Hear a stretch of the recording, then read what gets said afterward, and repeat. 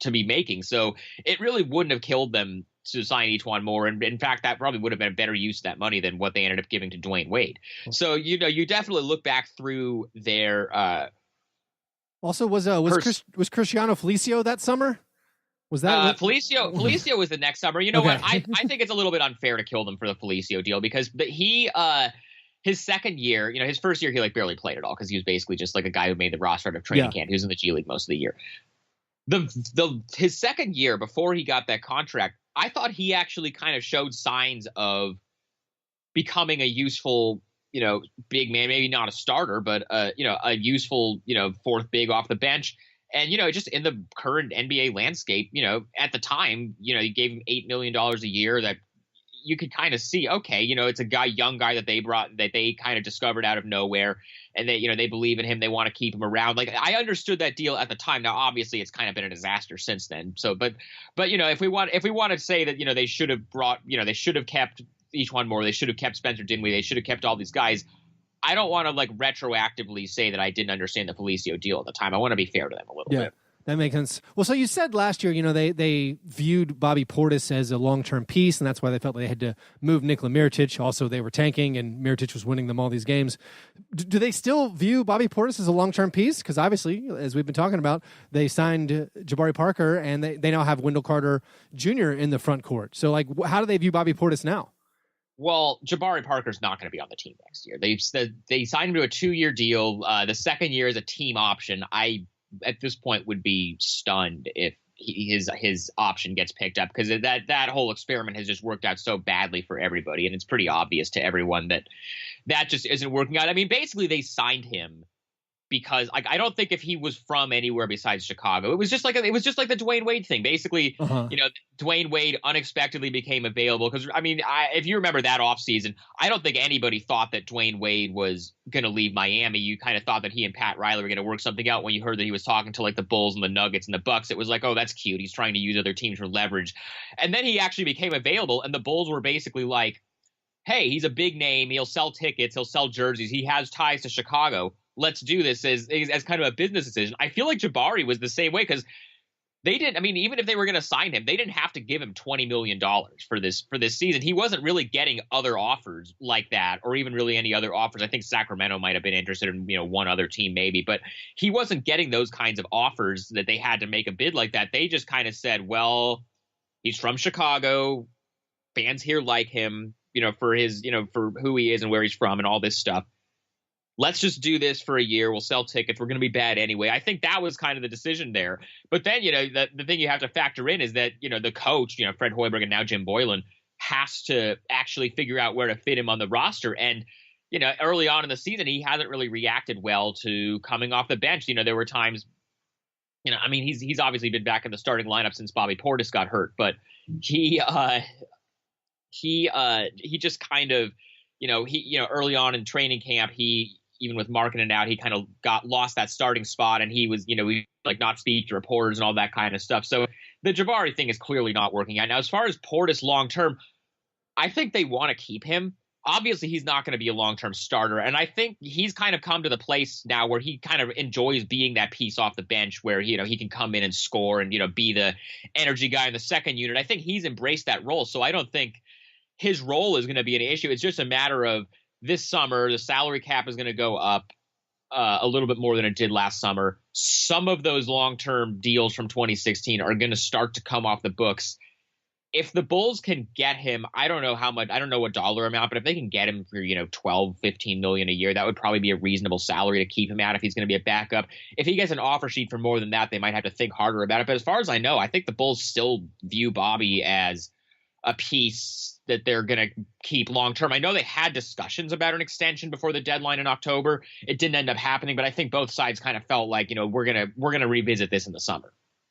So Jim Boylan's already stated that Parker is going to go back to the bench and Lauri Markkanen is going to start on Tuesday night. It's kind of amazing, Jabari Parker, who has that team option, who's not really treating this season like an audition. He had the hilarious quotes about like guys don't get paid for defense and no, I don't worry about playing defense and stuff like that. It doesn't seem to be trying to fit in. Also at the press conference, it kind of felt like that John Paxson was saying that Jim Boylen is probably going to be their guy going forward. They're going to give him every chance to be head coach next year and beyond. Do you think that's a good choice for this franchise?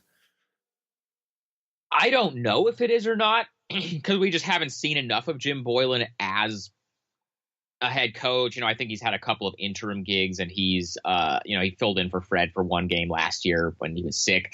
But he certainly has been around the league long enough. He's the kind of guy, and he was in San Antonio before he was in Chicago, so he kind of has that pedigree. He was in Houston on some of the this championship teams. Like he has the kind of pedigree where in a vacuum, if a team had a head coaching vacancy and said, we're going to go with Jim Boylen, you could say, okay, he's been a long time assistant in the league. He's well respected. He's been on some respected staffs. He's been on some winning teams. Cool. Like that seems like a good guy to give a shot. Now with the Bulls, I think some of it is that, and some of it is they believe in him, but some of it I think is also kind of a financial thing because they also already have him under contract for next year for well below what most, head coaches make on the open market these days. You talk about what most, Fred Hoiberg, who had never coached in the NBA before, was given $5 million a year. Most of these, more established guys were getting, 5, 6, 7 million a year or more. That's just kind of the price of coaches. Boylen is under contract next year for, I believe, $1 million or a little bit over. And, they're going to be having to pay Hoiberg next year for the final year of his contract unless he gets another coaching job, in which case the money offsets. So this might be just kind of a money-saving thing, but I do think that they want to, give Boylen a chance to, be the next coach. And, we'll see if – I mean, it's not unheard of that this could happen. I mean, you remember with Indiana, they fired Jim O'Brien in the middle of the season, and then they, elevated Frank Vogel, who was another guy who had been like – at a long time assistant. He had been around the league for a while, and he had just kind of bounced around and maybe would have been a head coaching candidate, but so then they elevated him, and then he stayed their coach for that whole run where they went to the conference finals a bunch of years and had all that success with Paul George and Roy Hibbert. So I think maybe they're hoping that Jim Boylen could have that kind of impact for them, but we'll see. We'll see. I think the Frank Vogel example is a good best case scenario. That is a good example where it seems something very similar, like a promoting of a. I think he was the defensive coach for the Pacers at that time too. But him just getting that working out really well. But also it does feel like kind of the cheap money way to do it, as you were saying. Like we'll keep this guy around. We don't have to do a coaching search. Much like my favorite team, the Grizzlies. They're like, yeah, JB Bickerstaff, good. No interviews. We'll stick with him. But it does maybe. I mean, the Bickerstaff thing is actually working out okay so far. So far, so good. Hey, I mean, he did pick Chandler Parsons to start the opening of the season at small forward, but thankfully Parsons got hurt.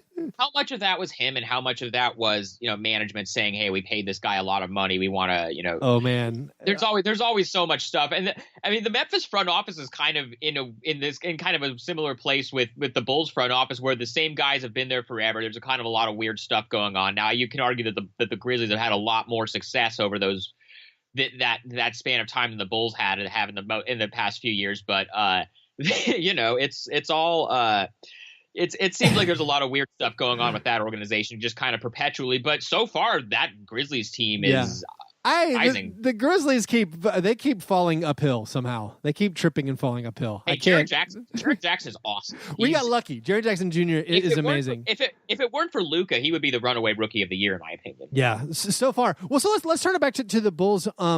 With their young stud with Wendell Carter Jr. Oh, by the way, so while we're on the Grizzlies, just real quick, just one more quick thing that sort of ties back into the Bulls. How are you feeling as a Grizzlies fan? How do you feel about the Joakim Noah thing? Oh, it seems like that's going to happen. That's great. I didn't even put this on my notes. I should have asked you. So apparently he's in Memphis right now. This deal has been announced like 3 separate times. There's been 3 separate Sham Charania tweets that like the Grizzlies have agreed to terms with Joakim Noah. The deal should be signed in the coming weeks. So apparently it's imminent. It's like today on Monday or Tuesday. I don't understand it at all. I don't believe that Joakim Noah can play basketball still. If Joakim Noah can still play basketball and they just say, oh, we just need a rebounder and a guy, I don't know what spot there is in the league currently for a guy like Noah who doesn't shoot the ball at all and can't finish like at the rim. So that part baffles me that a team that's really struggling to score would have any lineups where Joakim Noah could help them, even if we get like a vaguely healthy Joakim Noah. So I think it's a very strange use of the Grizzlies' final roster spot, and it brings them, I think, just one minimum salary away from the luxury tax. So if this doesn't work, if somebody gets hurt, they have to cut somebody else. They're kind of up against it for their final use of the resources because they're not going to, spend it into the luxury tax. So I don't understand it at all. Can you give me a reason why it's good from knowing more about Joakim Noah? Well, it's kind of sad that it happened now as opposed to several years ago, because Joakim Noah would have been such a perfect guy for those peak grit and grind. Teams like you put him with like Marc Gasol and Zach Randolph and Tony Allen, like that would have been that would have just like that, those teams were already incredible defensively. You put Joakim Noah on those teams, and plus with his passing ability along with Marc Gasol's, like that would have been a pretty interesting front court. I agree. I think he's probably done as far as being a useful basketball player. I hope he's not, because he's a really good guy, and he's a guy that a lot of people liked as a teammate and all this kind of stuff. So I think he'll be good from that standpoint. But that's we'll see how much he's got left in the tank. I feel like every defense of this move I've heard is he's another good guy to have around the team, to have around Jaren Jackson Jr. Well, he is. Well, he is. I mean, there's a reason that Kendrick Perkins kept getting NBA contracts for as long as he did after he had not been a useful NBA player anymore. So sign him as a coach. There's no limit on the number of coaches you can have. Here's the thing though. I was listening. I forget who I was listening to this, but it might have been Woj with somebody. It was either like Woj podcast with somebody or like Zach Lowe with somebody. One of those two with like either a current like a player or a coach or some. I forget exactly who it was, but they were talking about back in Miami when they had Juwan Howard on the team those first couple of LeBron years. And then, before they ended up making him an assistant coach, and somebody basically said, like, why is he on the team? Why is he taking up a roster spot? Why isn't he made an assistant coach and put on the coaching staff?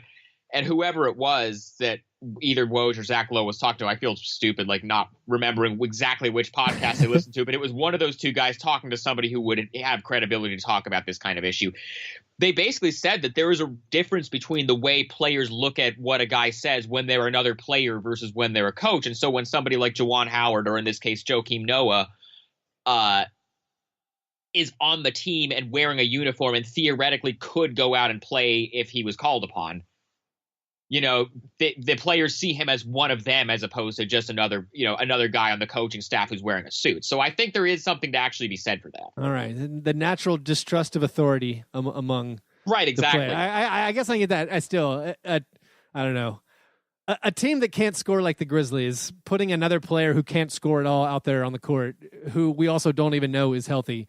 Here's the thing. How many minutes is Joakim Noah going to play? He's going to play like 10 minutes a night. It's not like you're signing him to start. He's going to play 10 minutes every 3 nights, I hope. But right, exactly. Like you're signing him to be like you're playing spot minutes and be a locker room guy. You're not signing him to be like the starter on a team that's trying to make the playoffs. Yeah, that argument sounds like the argument everyone's making. It doesn't matter. It's your 15th spot. If that's the case, sign me. Sign me. I'll take it if it doesn't matter.